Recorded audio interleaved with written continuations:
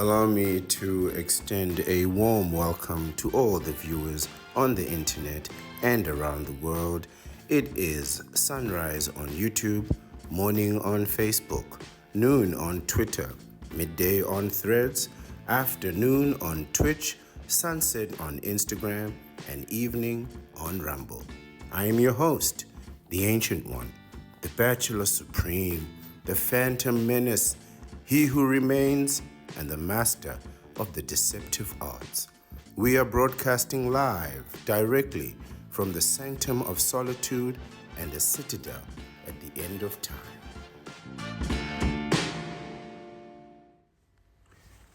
Good evening, everyone. I am the Ancient One, the Bachelor Supreme, the Phantom Menace, he who remains, the master of the deceptive arts, and I come once again to you, humbly as I can, and I present myself as the voice of the Vasectomite. The question for today, as you can see on the screen, is, are bachelors immature? The obvious answer to this question is a resounding yes. Most bachelors are in fact quite immature, and this is not an insult or anything. There is a good, logical, and justifiable, even realistic reason why the statement that bachelors are in fact immature, as to why that statement is true. The statement is true because of a question of age. Maturity and even immaturity is often associated with being able to respond to things in an age-appropriate way. As we know, and as I've mentioned many times before, the majority of bachelors that are adults or considered of adult age are between 18 and 27. By 27, many young bachelors would have evolved into full-blown knee benders. Most will have fledglings and children. Many will enter into legal matrimony and right into the heart of the dark dimension of marriage. But the majority of the knee benders will experience both situations, and they will have the full force of the dark dimension before them. This is statistically true, and it is sound, it is known, right? You're more than welcome to look up those statistics yourselves, and I quote them every day. Really, you start around, for men, they start around 28, 29, 30 years old to start having kids, right? It's really around that age. But because of age, right, and the age of most bachelors, at least the young bachelors, and the age of many of the practitioners of the deceptive arts, it stands to reason that they still have a long way to go, especially if they are between 18 and 27. They still have a long way to go before they have the capacity and the power to fulfill their full ambition or their full potential. So it does stand to reason, because of their age, that many bachelors would be considered to be immature, whereas benders would be considered mature purely because most knee benders will be clearly identifiable after the age of 30. So bachelors are clearly identifiable under the age of 27. You could tell there's a group of bachelors, but generally over the age of 30, no bachelors, not many bachelors to be found. In truth, though, I don't believe that the criticism of immaturity is actually directed at young bachelors, right? I think that the criticism of immaturity is, quite frankly, directed at the ancient ones, right? The older bachelors like myself. But before we get lost in the conversation, right? Again, let us look at what these words mean, right? The word mature, the word immature, what do these words mean? What do they, how do we define them, right? And what do they connotate? What emotions do they bring out of people? I also want to look at another word, which is the word childish, right? So we're going to look at mature, immature, and the word childish, which I think is quite complementary to the conversation. The word mature has two states, right? There is the word itself, mature, and then there is mature relating to a person. So mature means to become more developed, in other words, to improve mentally and emotionally and behave in a responsible way, right? To become more developed mentally and emotionally and behave in a responsible way. By this definition, anyone can be mature. So a young person can respond and behave in a responsible way, but they can also behave irresponsibly, and also older people can definitely behave irresponsibly. Mature in terms of a person, it says here maturity in a person is defined by the ability to respond to a situation in an age appropriate manner. So, again, it has to do with age, right? So, to become more developed mentally, emotionally, and behave in a responsible way. This type of characteristics characteristics are associated with older people. You don't expect a young person to be fully developed mentally and emotional, nor do you really expect them to be able to act in a responsible way in critical moments. But you can expect them to behave age appropriately, right? So for their age, they can behave well, right? So we're talking about behaving well in a responsible, mentally and emotionally sound way. Immature, on the other hand, right, which is the opposite, means not fully grown or developed, right? Not fully grown or developed. In other words, young, right? Or deficient, in other words, lacking in maturity. So, here, if you are deficient in maturity, this is for older persons who are not behaving in an age appropriate way, demonstrating developed mentality and demonstrating that they have developed mentally and emotionally and can behave in a responsible way.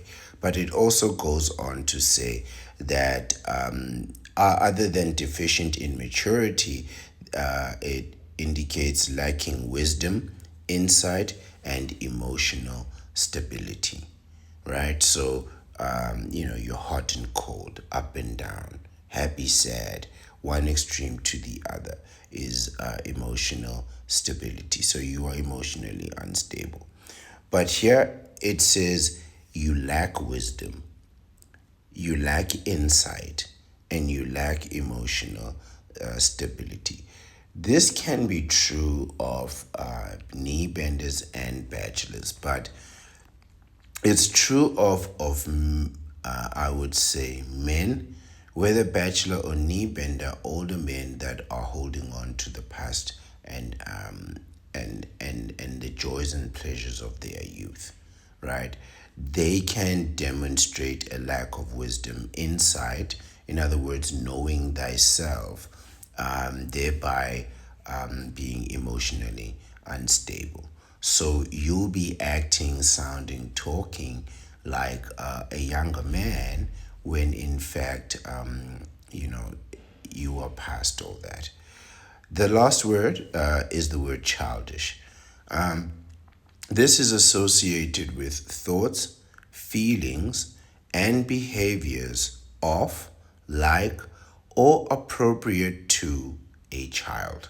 Synonyms include silly and immature, right? So, childish is childlike. So, you got the feelings, the thoughts, the behaviors that are appropriate to a child. So, when you are mature, right? So synonyms include silly and immature. So we assume that a child will lack maturity, lack wisdom, insight, and emotional stability.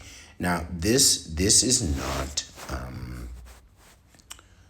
actually, this word childish is not indicative of children, right? Because a child is a child, right? When someone is childish or childlike, it indicates that you are not a child, but you are acting like a child, right? So it indicates childish and immaturity indicates that this is an older person who should know better and should be able to behave better, but they are not. They are lacking, demonstrating deficient maturity, lacking wisdom, lacking insight, and having no emotional stability, right? So this is really why I say that the criticism of immaturity and childishness is actually for older people or older men. Now, if most bachelors, just bear with me now, if most bachelors are young men between the ages of 18 and at the highest 27, and behaving immaturely is what is expected there, surely then immaturity has to be for older men. And older men are all the knee benders. These are the men with the children. These are the men that are married, right? These are the men that are in the dark dimension. These are the men that bend the knee, right? So if if you are a child and you act like a child, that is age appropriate. That indicates maturity. You are acting appropriately for your child, for your time, for your age. But if you are immature, it means you are older, should know better, and yet you are performing the actions of a you are demonstrating the thoughts, feelings, and behaviors of, like, or those that are appropriate to a child. Doesn't that seem more correct? That it's the older people acting like children rather than the children acting like children, right? Because for young bachelors, to be immature, therefore, is standard practice. It's part of their modus operandi, right? And in some places, it's even expected.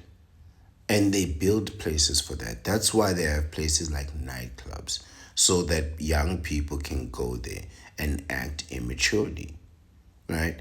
And when they do in these places, there's a certain charm to it, right? There's a charm to being incomplete, evolving, to be an improving product that still has great potential and seemingly endless energy, right? They call that the pleasures of youth. And I recall having those pleasures myself.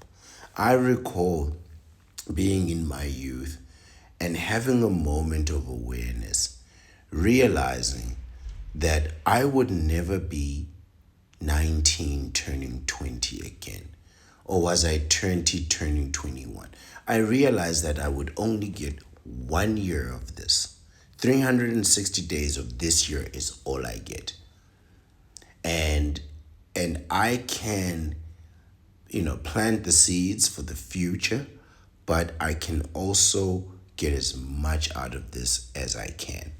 And yes, you got to make some sacrifices, right? So you can't just plant a seed for the future and not be there to watch it grow, not be there to water it, nurture it, feed it, care for it daily, right? But simultaneously, you really don't want to miss out on the pleasures of youth. So you do want to find that balance if you can, as a young bachelor, right? Because these pleasures of youth have their limitations, of course, right? And that limitation is the youth part in the pleasures of youth. There are still many things that mature bachelors can enjoy, right? But then there are certain pleasures of youth that, quite frankly, if you are going to enjoy them, should be enjoyed moderately, but for the majority of the time should be left to the youth. You had your chance. You really had your chance. And yes, there are moments for you that you can impose, but for the most part, I mean, for the majority of the time, you don't want to find yourself in these types of places, right? These pleasures of youth, right? These limitations to the pleasures of youth, these are the actions, the activities, the thoughts, the feelings, the behaviors, right? That come from acting out your youth. So, what I'm saying here is you cannot act as an older bachelor the same as you would as a younger bachelor. Because if you did, you would thereby be deemed immature by the definition. By the definition, right? Now, this is not to imply that older citizens cannot enjoy youthfulness or youthful activities or the company of the youth or the knowledge and whatever wisdom that youthful insight can provide. This doesn't mean that. It just means that you cannot make these pleasures of the youth your modus operandi or your standard operating procedures, right? You have to demonstrate that you have become more developed mentally, emotionally, and behave in a responsible way, or at the very least, in a reasonable way. Looking at the defined meaning of immaturity, it's clear that anyone at any age can act or exhibit immature behavior and characteristics, right? But ask a knee bender what full maturity is for them.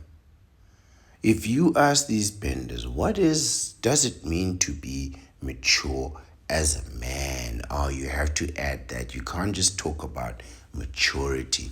You have to say maturity as a man. Ask a knee bender what full maturity for a man is.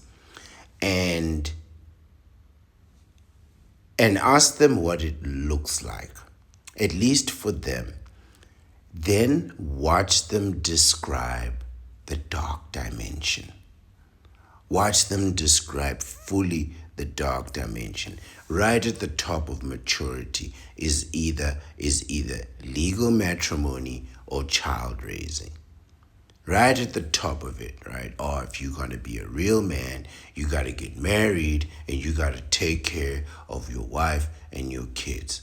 A real man provides and protects, right? And then later on, they start talking about it takes a village. So, I mean, what are you doing? Are you a real man providing and protecting, or do you need a village? Huh? This is problematic and it's hypocritical, but that's what they'll tell you. A real man has to get married. I've received that a lot. A real man has to get married, right? Child raising, 18 to 21 years. And then there's the bills. And then there's the bills. and then there's more bills, you know. What they will include in their description of maturity, right, is overwhelming responsibility, right? They'll include, some might even exclude the debt, you know. So, some people will tell you, oh, we used our credit card. What they don't tell you is that we have mounting debt. When people use their credit card, it's an indication that their cash has run out, right? So they ran through their cash, and now they're using credit. Or what they're doing is they don't have enough cash, so they keep the cash to indicate a positive balance, but then they run right through their credit card. They just rampage, you know, and pillage their credit card. But in their bank accounts, they'll leave a positive cash balance to demonstrate that to people, like, oh, they got cash. But effectively, a credit card is an indication that you don't have any more money, right? Or you don't have sufficient funds. Because if you had enough cash or enough of a balance in your debit card, they'll let you pay for things. I pay for things with my debit card all the time, right? I keep a credit card here and there, but really I don't use my credit cards, right? I really don't use. I'm not a big fan of credit. I'm a big fan of savings, right? So I'm always working on saving, not credit. But many of these, they will exclude the debit, the debt, right? And then they'll describe the overwhelming responsibility, not just for themselves, but also for the outcomes of others, which quite frankly is impossible. Ultimately, what they will describe as maturity is going to be the opposite of the bachelor life, where we promote self control. They seek to determine the outcomes of others. We seek self determination, self preservation, liberty of choice, movement, and freedom of expression. The knee benders, they promote responsibility, obligation, duty, and management of liabilities. But not only that, they impose these heavy taxes not just on themselves, but on the others. They obligate their spouse, they obligate their children, they obligate their in laws, they obligate their brothers, their sisters, they obligate the whole community around their cause and their beliefs, right? And and I'm looking now at the definition of maturity here. To become more developmentally, emotionally, and behave in a responsible way. If a bachelor can grow beyond the childish state of his youth, he can very quickly develop mentally and become emotionally stable, right? He can demonstrate the ability to respond to a situation in an age appropriate way. He can gain wisdom, insight, and emotional stability and wisdom, right? All these things are attainable with time, but most bachelors don't have the time to grow out of it.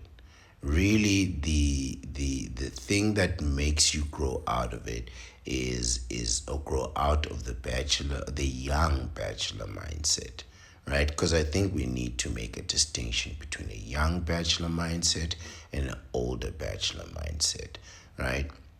But to grow out of a young bachelor mindset, I mean, there's things you just gotta do those things until you're tired of them, and then move on to better things, right? But most young bachelors will never be given the opportunity to live out that life. As soon as you indicate or start to demonstrate capacity, they'll saddle you with a counterpart, and that counterpart will soon become inseminated with the child, right? And it'll happen swiftly. Swiftly. As soon as you start to demonstrate a little bit of stability, that's what's going to happen, right? And if you forego these heavy responsibilities, these heavy liabilities, right? The culpability of blame and guilt for the inevitable and predictable failures of other people, right? Of the people, quite frankly, who have no power for accomplishment. They will label you immature. If you decide that you don't want to participate in their obligations, right? They will label you as immature.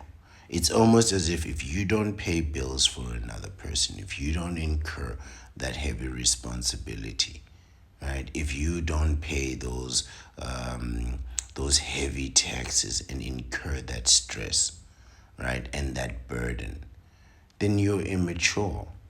But I would say that maturity comes in insight, wisdom, the difference between knowledge and wisdom. Knowledge is knowing what you can do. Wisdom is knowing what you shouldn't do. And I would argue that knowing that you do not have the capacity to be a father and raise children, knowing that you need a vasectomy, knowing that you should freeze your sperm, get a vasectomy, and live the bachelor's life, being honest with yourself, knowing that you shouldn't get married, knowing that you shouldn't be getting people pregnant, right? This to me indicates maturity. It indicates wisdom. It indicates insight, knowing thyself. And you demonstrate mental stability. You're demonstrating that you can take the actions necessary to prevent the inevitable outcome that you do not want, thereby freezing your sperm and getting a vasectomy, right? This is hypocrisy of the benders, right? This obligation of the benders extends beyond the theoretical and philosophical and can even be found in simple things like leisure activities. Let me give you an example. Let's say I go quad biking, which is one of my favorite activities, right? I go quad biking as an older, more mature bachelor. I don't need all day. Let's say I arrive at a specific time. Maybe we're doing a trail, right? We'll do a trail, 20, 35 minutes max on the quad bike. Grab something to eat, maybe a lunch. In 2 hours, 2.5 hours, I'm back home if I stop off somewhere first, right? I'll have the activity, I'll enjoy it, I'll be responsible, right? I'll be respectful, I'll be calm, and I'll go home. If I did that as a mature bachelor, which I often do, right, I would be deemed as immature. But if a bender of equal age, let's say the bender happens to live 100 years, which is the lifespan of the ancient one. If a bender who has adolescent or teenage kids, if he takes his children quad biking, and we are on the exact same trail. So let's say there's 6 people quad biking today. It's me, maybe another younger bachelor who's on a date. So there's 2 people, right? So that's 3 of us. And the other 3 is a knee bender and his 2 teenage kids, right? Let's say 1 girl and 1 boy. So the bender would be deemed to be more mature. The bachelor on the date with the counterpart, he would be deemed less mature but mature nonetheless. And I, who is peacefully enjoying a simple ride down the trail, right, and up a hill, and through the water, through the stream, right, and around the logs, doing cartwheels and whatnot on a quad bike, right, with the helmets and the gloves and all that, I would be seen as immature for enjoying that wonderful, excellent activity. And don't you dare judge me for my jet skis either. Right? This is just the wrong type of mentality, but it is understandable. It is understandable. Seeing a older bachelor enjoy these things by himself and then watching a knee bender doing it is always deemed different. There is, though, a mentality to consider, a real one. And it's the mentality of the bender. You see, having responsibilities, real responsibilities, a real wife, a living, breathing, eating wife, living, breathing, eating children, right? Living, breathing, eating bills. Having these things as a constant factor in your life, never ending, never shielding, never wielding, never changing, constant in your life, it changes you. You have to understand, I don't have these things, right? I don't have these things. I haven't gone through that type of metamorphosis. I've only evolved into a vasectomite, right? Which is a tremendous change in and of itself. But I haven't experienced these type of responsibilities on a day-to-day basis. It is profound. It is profound the way that these things will change you, right? It is a change that a bachelor for life like me will never know, right? If there is a part of your brain that has been activated by these changes, mentally,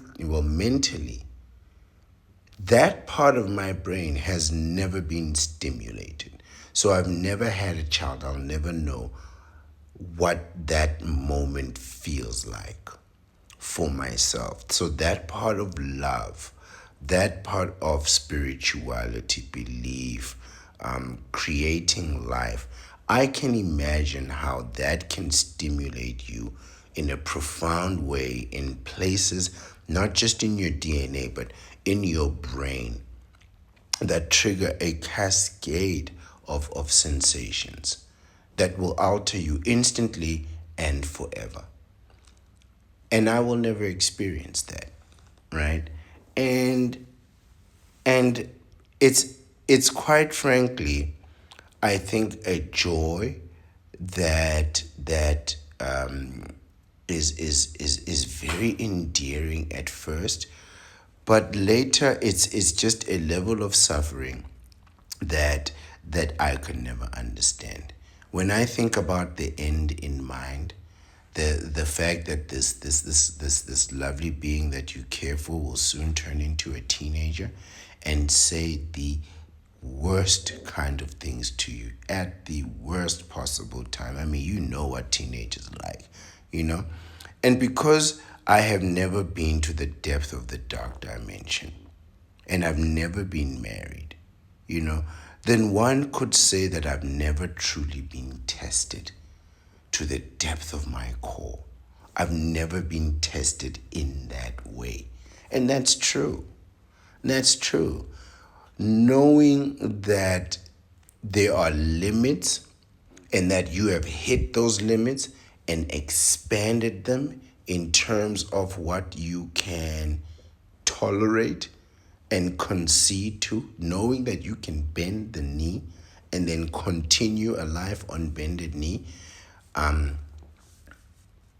is perhaps a limit that I would never know. And maybe this is what they mean by staying in your comfort zone, right? So I haven't really hit the limits of my depth, right? I haven't been to the bottom of the dark dimension and suffered through for years and years. I haven't done that. I haven't done that, right? But for those that have, they might think that there is still more for me to experience. And I'm going to tell you right now, quite frankly, I'm not interested in your suffering. I'm not interested in joining you in your misery. That's why I became a vasectomite. I get it. I get it. You could say, well, if you haven't been to the limit, you haven't been far enough. I disagree. I think if you've been to the limit, you've gone too far. That's why they have a limit to indicate where the breaking point is. And you got to the limit and it broke you. I mean, you came out of that marriage broke. Broke and broken. Mentally, physically, emotionally, financially, broke and broken. It's an indication that you bent too far and then you broke. You met your limits, you saw them, you tested them, and it broke you. And I do not want to be broken. I am still whole, complete, complete. Therefore, one could say that immaturity is simply not how bad things can really get, but also knowing how to deal with those problems, and how to deal with that reality. That's what maturity is, right? It's maturity is getting to the depth of a problem, and then not just getting there, but living with it and dealing with it, and immaturity, therefore, is never having had those problems and never having had dealt with those issues. So if maturity is being in the dark dimension for the knee benders, then immaturity for us has to be staying out of that situation, right? And and for me, I thank God for that. I'm not a very religious person, but it's a figure of speech and a very popular expression, right? I thank God every day for the bachelor life, right? And if that makes me immature, I'm happy to take that criticism. And I'm happy to take it on behalf of all younger bachelors, right? They have a right to be immature and it's their time. Let them enjoy it, right? Stop spoiling things for young bachelors. You can direct your criticism of immaturity to me, and when you're done, you can go ahead, bend that knee, and keep paying those bills, right? Keep paying those bills and folding those towels. You let me know how it goes.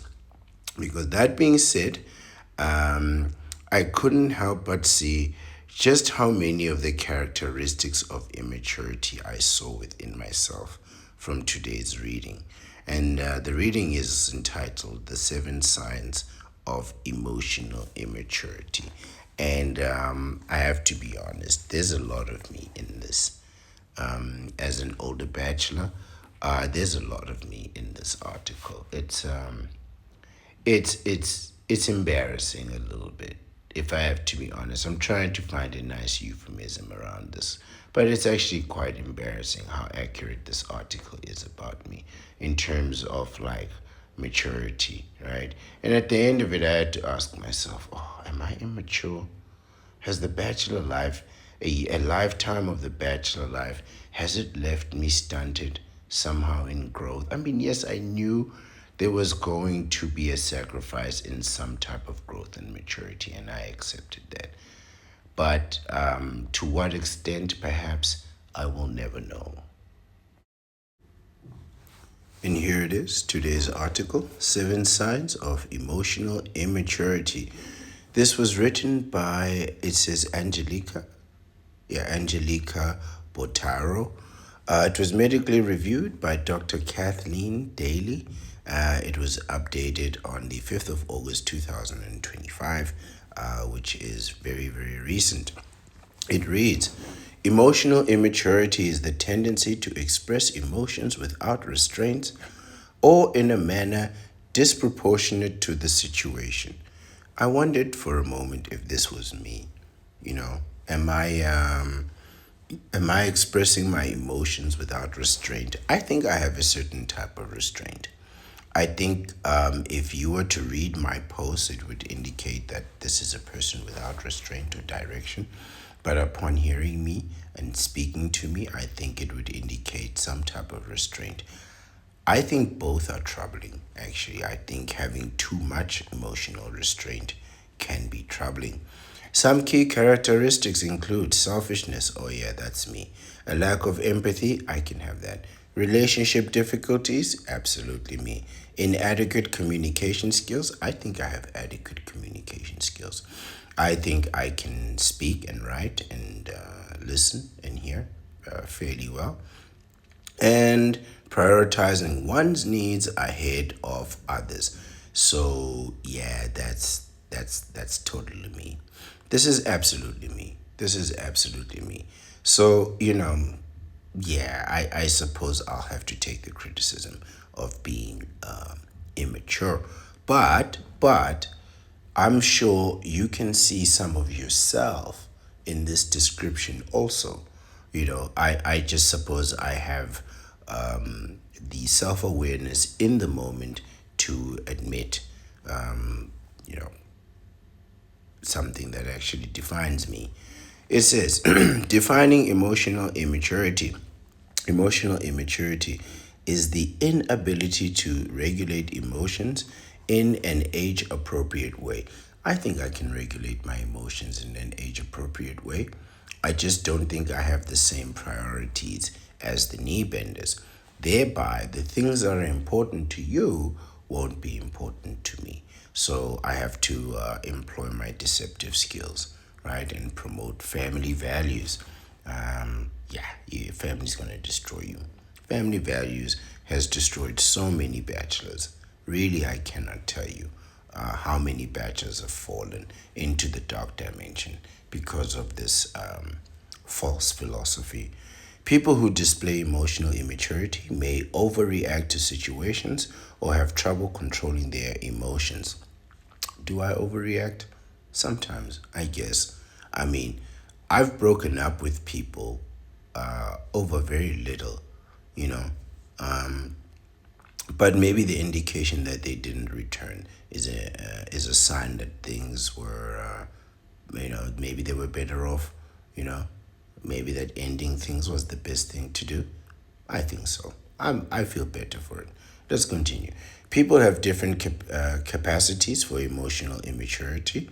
This is true for emotional maturity. This is true. They may display mature behaviors in some situations and immature behaviors in others. I think this is true for most people. I think there are situations where you can act absolutely mature, like work, and then there are situations where people behave utterly immaturely.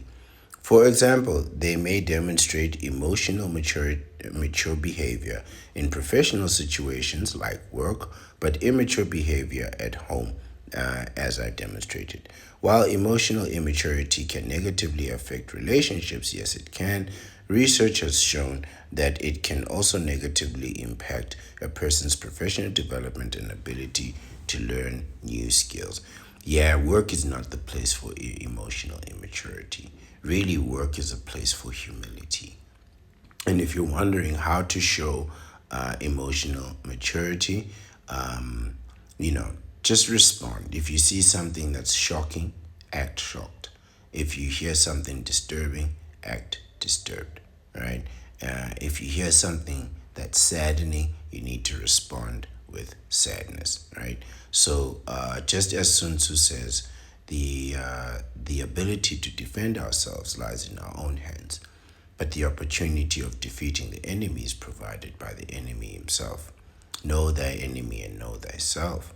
In 100 battles, you never need to fear the outcome. So, if you see people being sad, act sad along with them, and you should be fine, right? If you see them being happy, act happy with them, and you should be fine.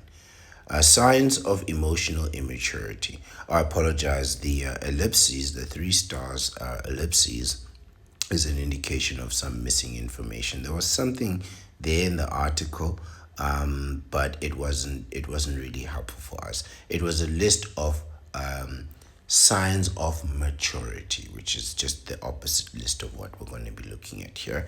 And I didn't think it was helpful for the sake of consistency. Therefore, I omitted it. But you can absolutely go to the website. I think this came from WebMD. I didn't put the website out, but it came from WebMD. So you can definitely find that information. If you look, it's not a deep search, it's quite a shallow look. If you type in 7 signs of emotional immaturity, the first article that'll come up is this one. We are here signs of emotional immaturity. Behavior, thinking, and communication skills are all affected by emotional immaturity. You may notice that a person's emotions escalate significantly, similar to how a child might react. They may cry easily or get overly angry or throw a temper tantrum when they don't get their way. This is also the counterpart, by the way, right? So while we are focusing on bachelors and immaturity, this is behavior that is displayed by the counterpart: crying easily, fake or real tears, get overly angry, right, over insignificant things, or overly fearful because of their internal weakness. People who are always afraid, people who don't feel safe, that's because they are weak, right? If you were stronger, you would feel safer. Or they throw temper tantrums when they don't get their own way. This is absolutely characteristic and indicative of the counterpart. Hallmark characteristics of a person behaving with emotional immaturity include: number one, difficulty regulating emotions. This can be indicative of young people, but some older people too. I don't think this is so much for older bachelors. I think men can have quite a fair control on their emotions. People acting with emotional immaturity have difficulty identifying, understanding, and managing emotions. This can lead to the inability to control impulses, engaging in reckless behavior, and abrupt mood changes. This sounds more to me like the counterpart than an older, more mature bachelor.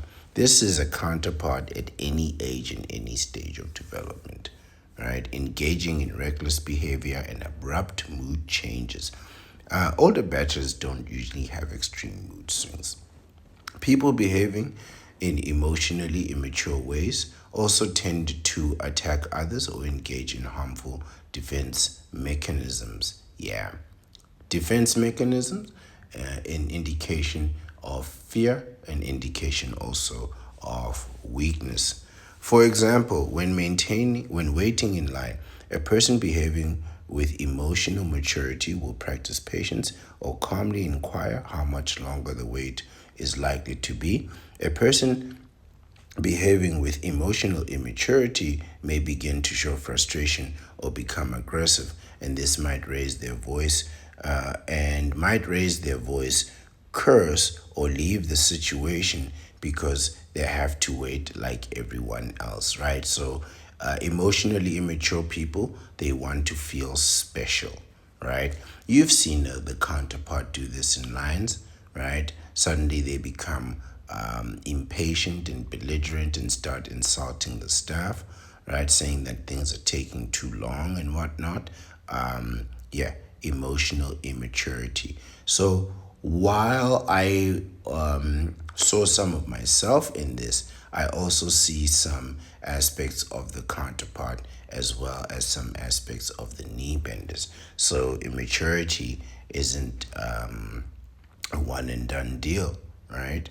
It can affect people, anyone at any age.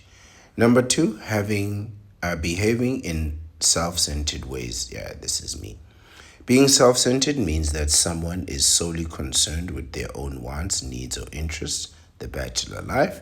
People with emotional immaturity often feel the need to be the center of attention.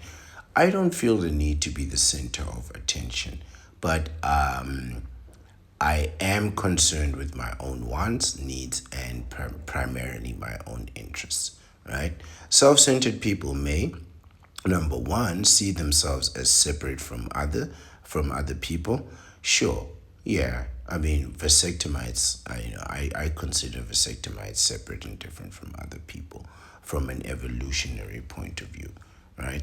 Number two, display an exaggerated self importance. The Bachelor Supreme, the master of the deceptive arts. Yeah, that's me all over. But this could be you too. This could be you also. Number three, they have a fixed sense of self over time and changing environments. They have a fixed sense of self over time and changing environments. I'm not sure what that means, but I don't think I have a fixed sense of self. I always have the inclination that I am improving in my deceptive arts, that I'm also improving strategically, and also that I'm improving as a bachelor. And part of that improvement is watching my bank account and my savings grow. This is really my priority. Investments is one thing, but I need to see that number in my bank account keep growing and keep going up. Number four is experience cycles of pleasure seeking and pain avoidance. Pleasure seeking and pain avoidance. I don't think these are helpful in terms of productivity. So, for a hard working, diligent bachelor, yes, you want to avoid pain, and self preservation is all about that. Pleasure seeking, I think it's important to take time for vacations, to indulge in your interests, hobbies, in your leisure activities, that kind of thing. But I think pleasure seeking in and of itself is not just dangerous because it's unhealthy, but it can be expensive and time consuming, right? So if you're out partying all the time, you pay for that partying, right? You pay for the drinks, the food, the night out.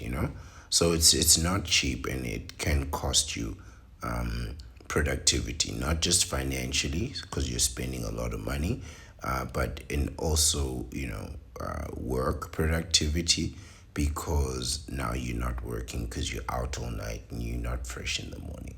That's always going to affect you. Staying up all night and not being fresh first thing in the morning, that's always going to affect you. Number five, experience selfless emotions, compassion, gratitude less accurately. I think I'm very grateful, and I demonstrate gratitude for the bachelor life almost daily, right? Compassion, maybe not so much for these benders, right? I don't feel so bad for these benders because you did it to yourself. I feel bad for the kids, but not for the benders. So yeah, I do see some of myself in this list, right? I really do.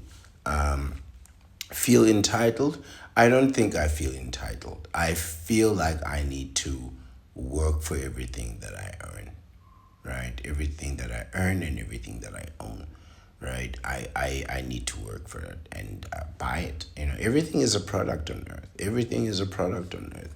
And you do need to pay for the things that you want. Number seven is exhibit selfishness. Yeah, this is me all over.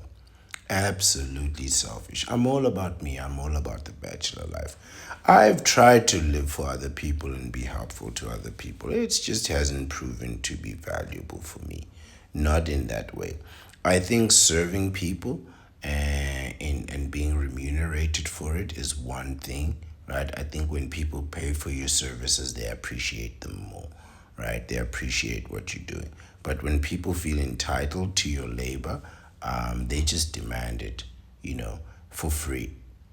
But when people pay for your labor, what you see is they're just willing to pay just enough to get what they need.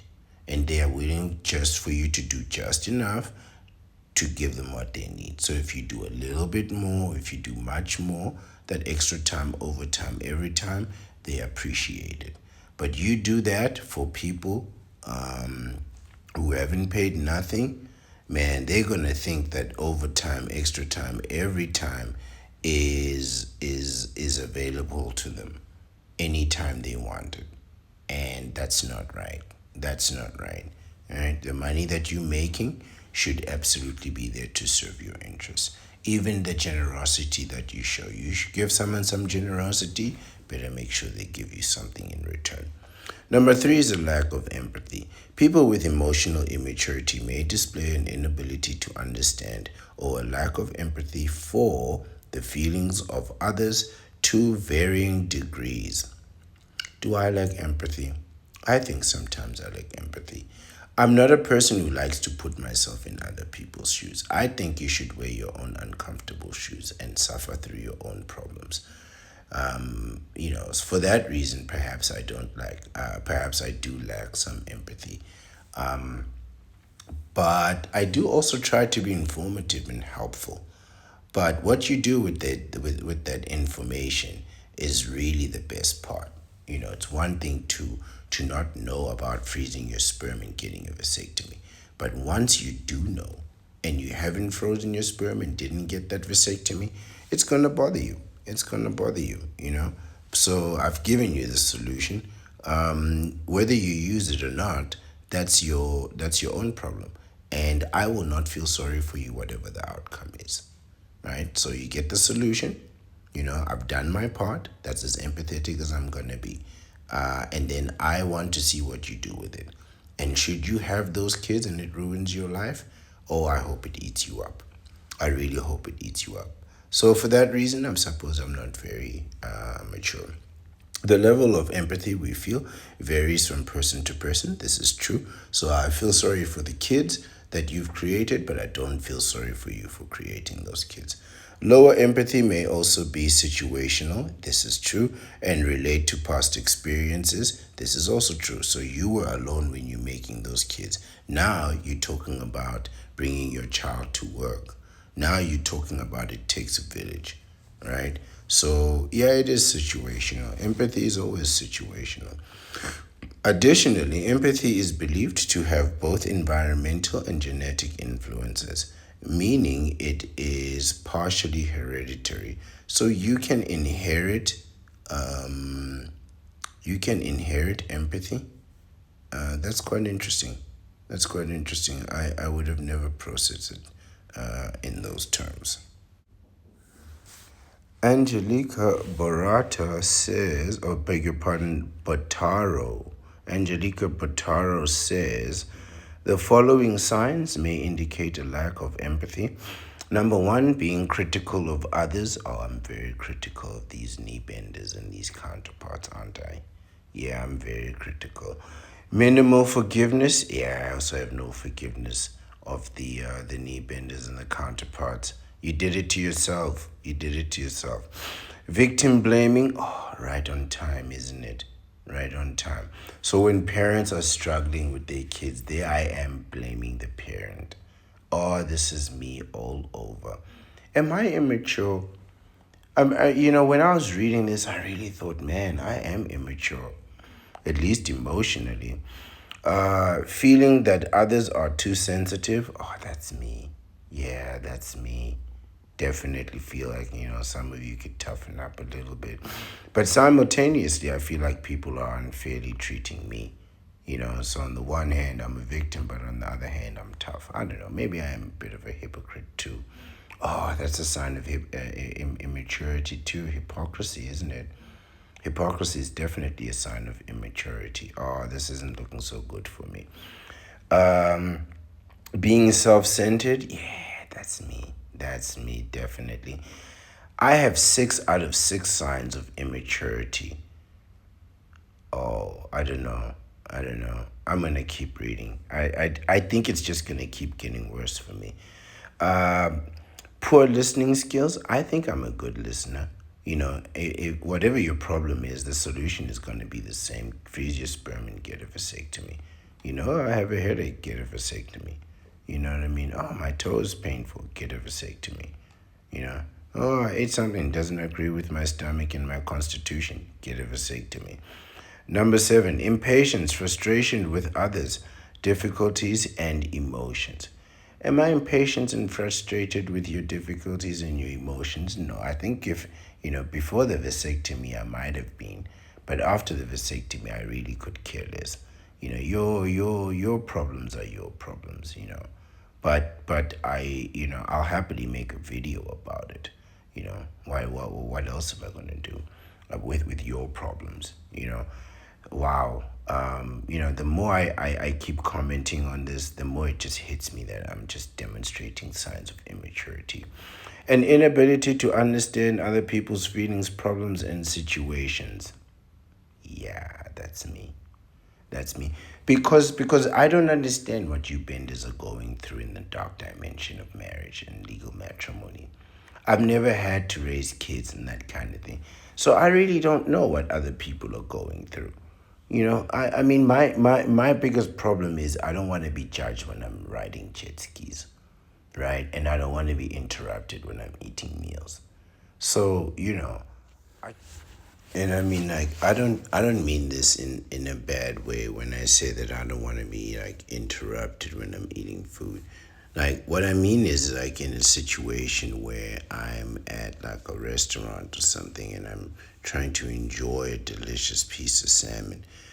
The last thing, quite frankly, that I can imagine doing is trying to feed myself and feeding a child simultaneously. I think that sounds very complicated. I think it sounds very, very difficult to do. Like, I see people in restaurants doing it all the time, and I wonder, how do you pull that off? How are you feeding yourself and feeding the child simultaneously? Or do you just end up going without food? Which is not an unreasonable thing. Like lots of parents, I think, end up going without food at some point in their life to feed their kids, you know. But yeah, I would say that I exhibit many of these characteristics, you know, including number nine, not thinking about or understanding how your behaviors affect others. I think I understand how my behaviors affect others. I think that talking about vasectomies every day is going to have a profound influence on society. I think the more men that have vasectomies, that freeze their sperm and get their vasectomy in a legal way, the more serious that this movement will be taken, and it's a legitimate, genuine, effective movement. I think it will have profound influences on society. So number nine, not thinking about how you or understanding how your behaviors affects others. That definitely doesn't sound like me.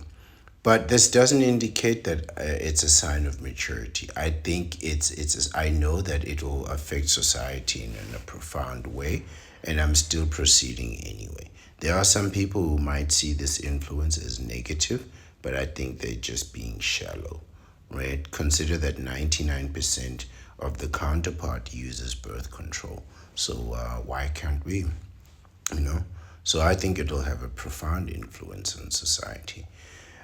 Number four is difficulty maintaining relationships. Oh, this is me.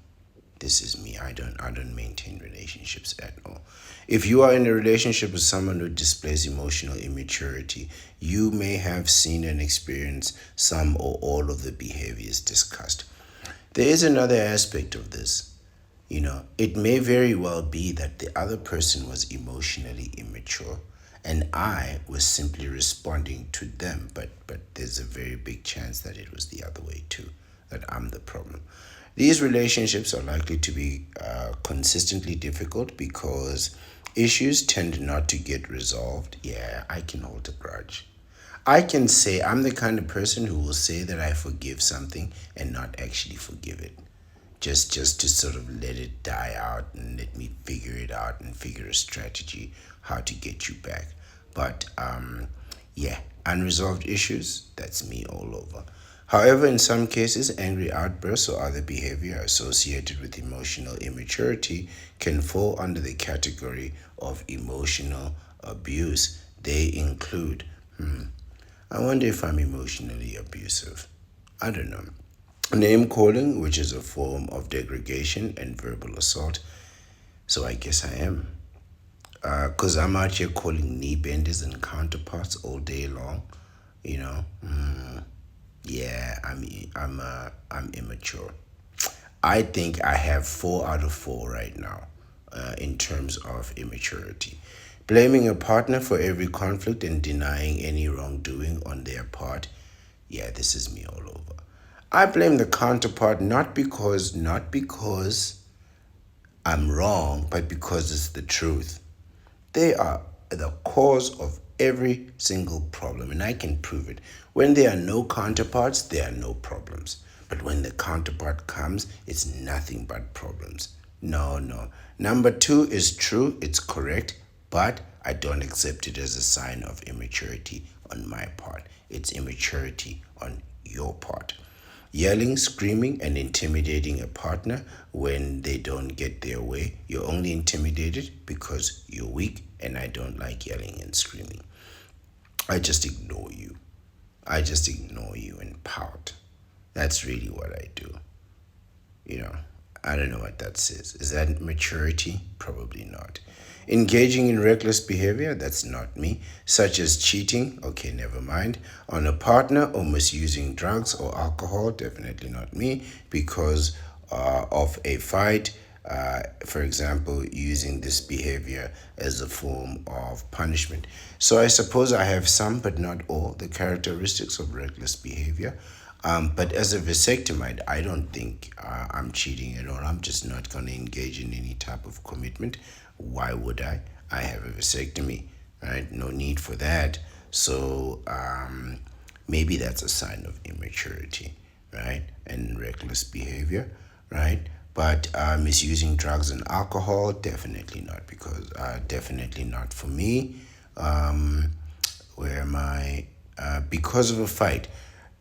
It never occurred to me to be in an argument with a counterpart and then go out and drink alcohol. Never crossed my mind. It never crossed my mind that after an argument, the thing to do would be to get inebriated. I could never associate the two things. I always associated, alcohol drinking with socializing and having, celebrations. I would never dream to drink alcohol in the middle of a crisis or in the middle of a problem. What are you going to do? Like, you're in the middle of an argument and then you start dancing? That doesn't make any sense, right? That doesn't make any sense. I could never understand that. Number 5, bullying to get the other person to give in to their demands or tolerate unwanted behavior. Well, let's be fair. Intimidating, bullying, all those kinds of things can be harassment. So you shouldn't do any of those things. Just ignore people and pout. I think that's a much better way of dealing with things. Denying things that are indisputably occurred, the master of the deceptive arts. Denying things is what we do. It's really what we do, especially in a social level. Listen, don't go lying to the judge or the police. But these counterparts and benders, they got no right judging you, holding you accountable. I'd never let a knee bender hold me accountable for not a single thing. Not one single thing. At work and the police, that's completely different. The judge, that's completely different. But other than people I work with, the police or the judge, I don't want to hear nothing from you knee benders. You know what I mean? You bent the knee. You bent the knee. What meaningful advice could you possibly give to me? Because whatever advice you're going to give me is going to lead me to bending the knee and lead me to paying bills for 21 years minimum and then alimony for the rest of my life. No way. I'm not taking advice from you. Absolutely not. Number 6, denying things. Okay, I think I already read that. Denying things that are indisputably true. If any of these behaviors has escalated to repeated emotional abuse, you should seek help or safely remove yourself from the relationships and end the cycle of abuse. Yeah, that's what happened in my case. The cycle ended, right? No more abuse, at least on my behalf. There's two sides of this. I've received this behavior and I've also given this behavior. I've received name calling as a bachelor, but I've also given it too. You know, I've definitely blamed the partner for everything that's gone wrong, and I will always do that. Man, these counterparts are a problem. A little bit of yelling here and there, some reckless behavior, I'm not going to deny that. Bullying, I'm not too much of a bully. I mean, I'm not really the type of person that gets bullied, right? I'm a bachelor. Not because I have anything inherently against bullying. Like I don't care one way or the other. But I find that bullying is a tremendous amount of work and commitment, and as a bachelor, commitment isn't really what I do. I mean, I have to be there every day to come and bully you. That's too much of a commitment. Every time I see you, I gotta shake you down for a few coins. Eventually, I'm just gonna get tired of it. Eventually it's just going to become too much responsibility and too much of a chore to maintain the relationship of me being your bully. I'm better off just letting you go and live your life and you let me go and live mine. Right? This is really the bachelor mentality, and I think people can't really understand that, right? What they want is to be the bully. Even people who have no power to accomplish bullying, they want to be the bully, right?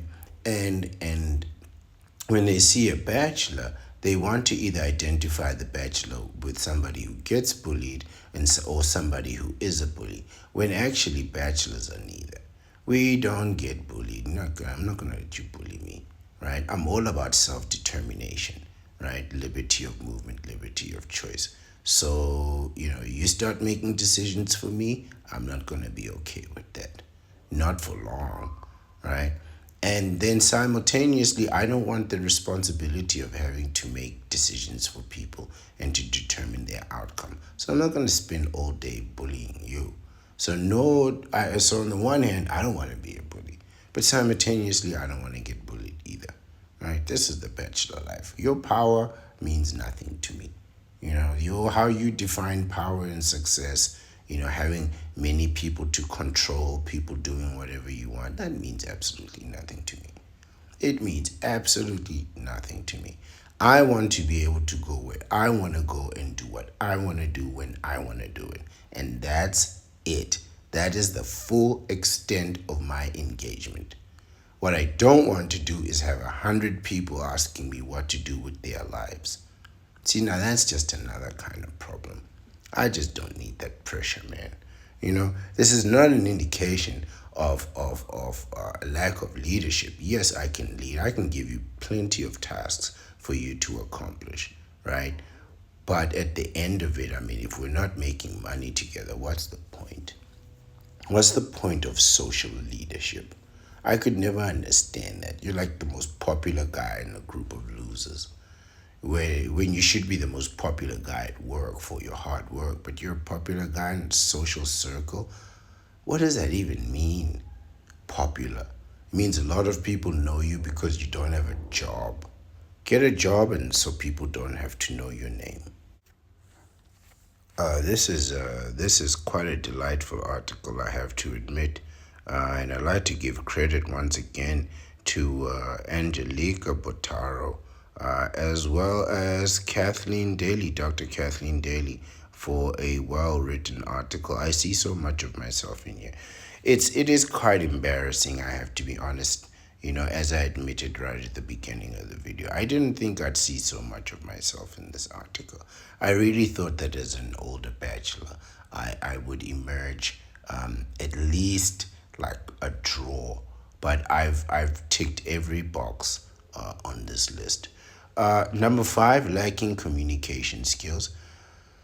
Maybe in relationships. I was thinking that, earlier on, I would say I have fair communication skills. But then I realized that when it comes to relationships, I can get annoyed very quickly with the nonsense that the counterpart talks. Right? I can get quite annoyed with the nonsense that the counterpart talks, and then I can be, you know, non-communicative. Like when you start talking, then I get annoyed. Then I don't want to talk anymore. But you love to talk, which is a problem. It says communication is difficult for someone behaving with emotional immaturity. That's possibly me. And this can drive their behavior in situations where they feel attacked or backed into a corner. Yeah, that's definitely me. Yeah, once you start attacking me, I cut you out. Like I've gone eons not speaking to people who started an argument with me. Right? I just thought, no way, I'm not going to spend my life arguing with this person. And it's possible that they would have never argued with me again. But the fact that they did it once is an indication that it'll happen again. So, yeah. Once I'm backed into a corner or feel attacked, I just cut people off. I suppose that's immature. It is. They may deny that they have done anything wrong. Who, me? Do something wrong? Never. Lie to get out of an uncomfortable situation or conversation? No. Why would I do that? Or name call during a conflict? Okay, yeah, all that is me. Oh, this is me. Oh, difficulty admitting you've done something wrong. Lie to get out of an uncomfortable situation or conversation. I mean, all the time. Or name call during a conflict. Yeah, tick, tick, tick. That's me all over. My God, am I immature? Oh, it's starting to sound like it. So, I suppose getting an education doesn't make you mature. Having some money in the bank doesn't make you mature. Living 100 years doesn't make you mature. According to this list, number 6, absolutely, this is me. Oh, this is 100% me. Oh, this is embarrassing me. Oh, terrible. Avoiding taking responsibility. Now, this is me all over. It is in our top rules and commandment. Responsibility is forbidden in the bachelor life. Out of the question. Completely out of the question. No, no, no. When it comes to responsibility, we cannot shift. We must be as stable as the compass pointing north. North is any direction that moves you away from responsibility. Let's read. Someone behaving with emotional immaturity tends to blame others when things go wrong or deny their part in a conflict or issue. At work, not so true. In relationships, all the time. All the time. I don't take no responsibility for any relationship going wrong. It's all the counterpart's fault. It always is. These people are a problem, man. For example, during a conflict, a person behaving with emotional immaturity will be able to sit down and calmly discuss their issues. That's me. That's me. I can sit down and calmly discuss their issues. You raise your voice at me, I get up and I leave. And I never come back. And I'm good at not coming back. I'm good at not coming back. A person behaving emotionally immaturely will likely get defensive about their part in the conflict, deny that they have done anything wrong, or avoid discussing the conflict altogether. Wow, this is so accurate. This is so me, right? And, this is also the counterpart, but that last part, avoid discussing the conflict altogether. This is me. I just walk away. I'm the walk away type. I think that annoys people, a little bit. When you get to the point where you think like things are getting heated, we're about to resolve things, that's when I cut you off and leave and never speak to you again. And I don't have a problem with never speaking to people again. I mean, what do I need? I got a vasectomy and I got a little bit of savings. What more do I need? Companionship? I don't know so much about that. I don't know. I never got the whole thing with companionship. You know? What happens when we get tired of each other? Now I have to start pretending that I did something wrong. When I know it wasn't me, it was you. I never had no problems before you came here. I never had no problems. And now you're here and all I have is nothing but problems and responsibilities. That's just unacceptable. It's unacceptable for me. I'm not a bender. I'm not here to provide and protect. You know what I mean? I don't need a village. I'm not taking a child anywhere, let alone to work. Number 7, lacking self reflection and self awareness. Perhaps I'm the opposite of this. I think I have too much self awareness and maybe not enough self reflection. But I think I see myself, I'm aware of myself way too much, but maybe not in the way that they will describe here. It says a person behaving with emotional immaturity tends not to be adept at learning from past mistakes. I learn from past mistakes. You can't trust these counterparts. You trust one, they do some funny business. You don't trust none of them ever again. You don't make that mistake twice and freeze your sperm and get a vasectomy. That is an indication of learning from your past. It continues. They may lack the ability to reflect on past situations and conduct and make changes that would benefit them now. It's not a change unless it's permanent. Remember that. Self awareness means having a clear understanding of ourselves. I have a clear understanding of myself. Recognizing how others perceive us and identifying our place within the broader world. I struggle to recognize how other people perceive me. On the one hand, I wonder if they perceive me as a very helpful butler, but on the other hand, I wonder if they perceive me as, especially at work, as an educated, qualified, experienced professional.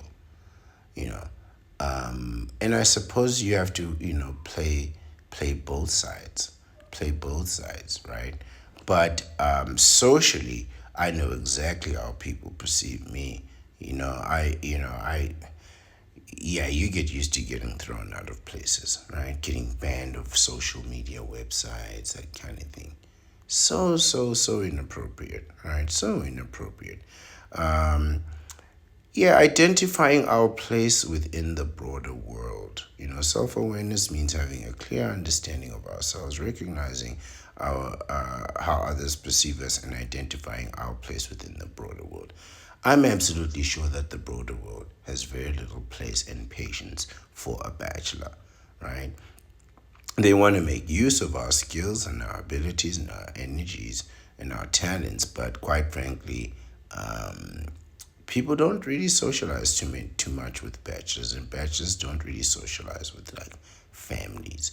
It's not often where you'll see a family and there's one strange man just sitting there, a bachelor, right? Not very often, but two families coming together happens all the time.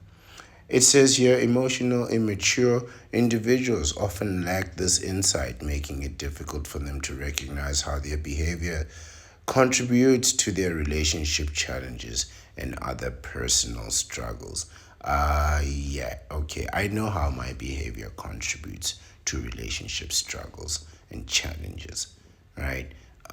It doesn't bode well. I don't think I have the kind of personality for relationships and maintaining them. But this is the end of a very insightful list. Um, I think I'm a little bit embarrassed here. I have to be honest. Um, I was hoping to have like 3 or 4 of these characteristics. I didn't expect to have all 7. I didn't expect to have all 7 characteristics of immature people. I'm still shocked by it. I stopped in the middle of the video and asked myself if I am in fact immature. I'm starting to see myself in that way. This is troubling to me. This is troubling to me. As an older bachelor, as a lifelong bachelor who's done a fair bit of things, I suppose I should know that I'm immature.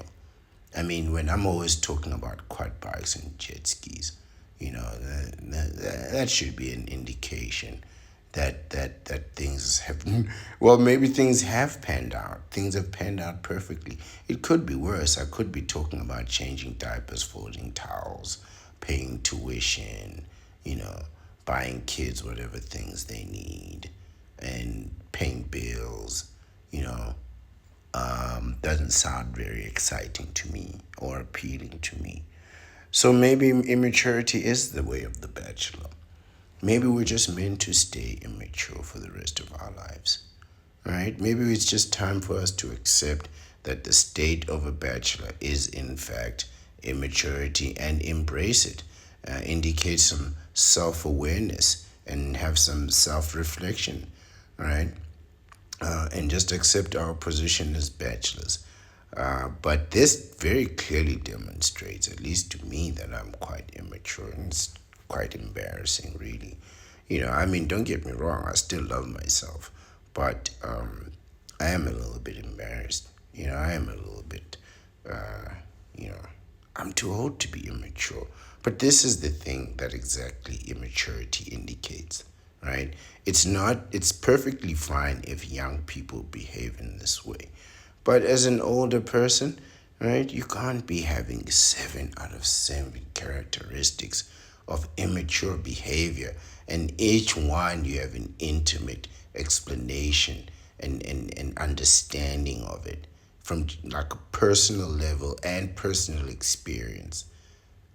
It's too much. It's too much.